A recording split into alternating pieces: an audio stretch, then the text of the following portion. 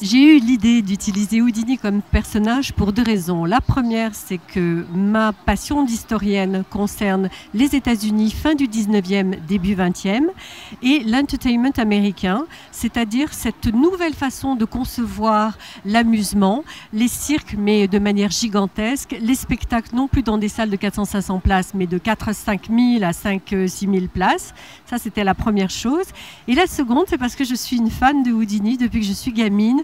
J'ai vu une biographie, un biopic comme on dit maintenant, avec le très très beau Tony Curtis. Houdini n'était pas aussi beau gosse, mais ça m'avait marqué cette façon qu'avait cet artiste de risquer sa vie pour amuser son prochain.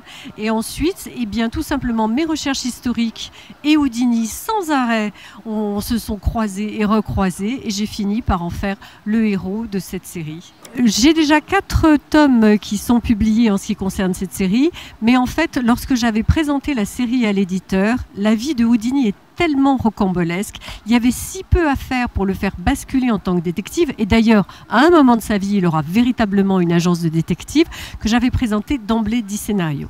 Aujourd'hui, on peut dire qu'au 4e tome, je connais la vie de Houdini comme si j'avais été une intime. Mais en revanche, ce qui continue toujours à susciter de grandes recherches, eh bien, sachant qu'on change de ville à chaque tome, à chaque fois, je repars à zéro pour comprendre la ville, savoir comment elle était, comment on y vivait, qu'est-ce qu'on mangeait, quel bus on prenait pour aller travailler, à chaque tome sur des villes différentes. Et puis, le second point, c'est la magie, puisque c'est une série évolutive. On commence en 1899, au 4e tome, on est déjà en 1904. La magie de Houdini a évolué et en conséquence, mes connaissances aussi. À chaque fois, je retravaille pour être sûr de pouvoir apporter au lecteur la bonne illusion de Houdini à la bonne époque et lui faire comprendre comment, en tant qu'artiste, il évolue dans son art. Dans tout bon héros, il y a bien sûr des acolytes. Dans le cas de Houdini, ce sont des personnages qui ont réellement existé, qui ont réellement compté dans sa vie, exactement comme dans la façon dans laquelle je l'ai décrit dans le roman, à savoir Bess, sa femme, c'était vraiment un duo. Il n'aurait jamais pu avoir cette vie, il n'aurait jamais pu risquer sa vie comme il l'a fait s'il n'avait pas ce soutien indéfectible de sa femme, qui était une toute petite bonne femme de 1,50 m, qui pétait le feu, qui était dynamique, qui était jalouse, qui était très aimante. Ça a été un couple qui a duré jusqu'au décès de Houdini.